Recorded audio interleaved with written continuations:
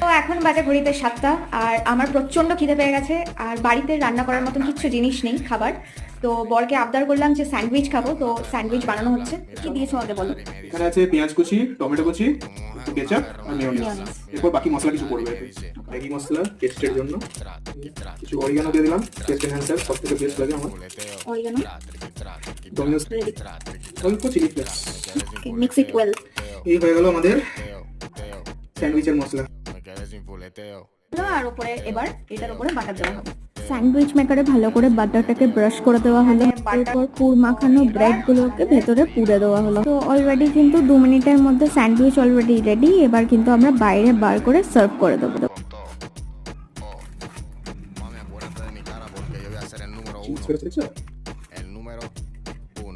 চলো এবার খেয়ে দেখি কেমন হয়েছে টেস্ট।